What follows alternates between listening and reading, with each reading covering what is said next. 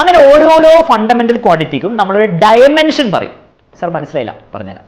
ഇവിടെ ലെങ്ത് എന്ന് പറഞ്ഞാൽ ഒരു ഫണ്ടമെന്റൽ ക്വാണ്ടിറ്റി അല്ലേ? Yes sir. നീളം, ലെങ്ത് ഒരു ഫണ്ടമെന്റൽ ക്വാണ്ടിറ്റി ആണ്. നീളം ഫണ്ടമെന്റൽ ക്വാണ്ടിറ്റി ആണ്.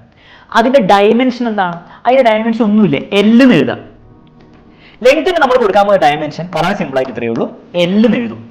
എന്നിട്ട് സ്ക്വയർ ബ്രാക്കറ്റ്സിലിടും, പെട്ടില്ല. ഇത്രേ ഉള്ളൂ സാർ, ഇത്രയേ ഉള്ളൂ. അത്രേ ഉള്ളൂ. മാസ് എന്ന് പറഞ്ഞ ഫണ്ടമെന്റൽ ക്വാണ്ടിറ്റിക്ക് നമ്മളൊരു ഡയമെൻഷൻ കൊടുക്കും. എന്തായിരിക്കും? എൽ. ലെങ്ത്തിന് എൽ ആണെങ്കിൽ മാസിന് ജെയും സെഡും എന്നായിരിക്കില്ലല്ലോ, എം ആയിരിക്കില്ലേ? അത്രേ ഉള്ളൂ. ക്യാപിറ്റൽ എം എന്ന് ബ്രാക്കറ്റിൽ എഴുതിയാലാണ് നമ്മളതിനെ മാസിന്റെ ഡയമെൻഷൻ എന്ന് വിളിക്കും. ഡയമെൻഷന്റെ ശരിക്കത്തെ ഐഡിയ എന്താണെന്നുള്ള കാര്യം കുറച്ച് നമുക്ക് മനസ്സിലാവും. ആൾക്കാർ ഇത് എഴുതും. ടൈമിന് എന്തായിരിക്കും സാർ? ടൈമിന് ടി. ടൈമിന് ടി. അടുത്തൊന്ന് കറണ്ടിന് എന്തായിരിക്കും? ഇലക്ട്രിക് കറണ്ട് ഇ ആണോ സി ആണോ?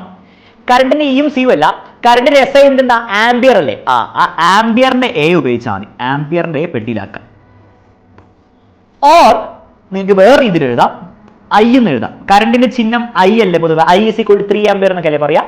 അപ്പൊ ഐനെ പെട്ടിലാക്കിയാലും കറണ്ട് ഡയമെൻഷൻ ആണ്, എനെ പെട്ടിലാക്കിയാലും കറണ്ട് ഡയമെൻഷൻ ആണ്. കൂടുതൽ നമ്മൾ ഉപയോഗിക്കാൻ പോകുന്ന എ ആയിരിക്കും. ചില ബുക്കുകളിൽ നിങ്ങൾ ഐ കാണും, അത് തെറ്റാന്ന് വിചാരിക്കണം. ടെമ്പറേച്ചർ ഒരു പ്രശ്നമായല്ലോ. ടെമ്പറേച്ചറിന്റെ ടി ഉപയോഗിക്കാൻ പറ്റില്ല, കാരണം ടൈം ടി കൊണ്ട്. ഇപ്പോൾ ടെമ്പറേച്ചർ ടി ഉപയോഗിക്കാൻ പറ്റില്ല. പക്ഷെ ടെമ്പറേച്ചറിന് എസ് ആയി വേണ്ടി കെൽവിൻ അല്ലേ? ആ കെൽവിന്റെ കെ ഉപയോഗിച്ചാൽ മതി.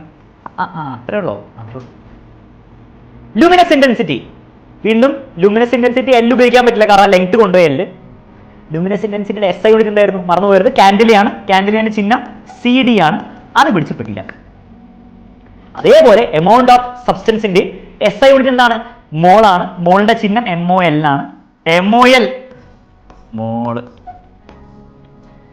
7 ഫണ്ടമെന്റൽ ക്വാണ്ടിറ്റിക്ക് 7 ഡയമെൻഷൻസ് ഉണ്ട്. സാർ എന്താണ് ഡയമെൻഷൻസ്? നല്ലൊരു ചോദ്യമാണ്, വൈകാതെ ഉത്തരം കിട്ടും.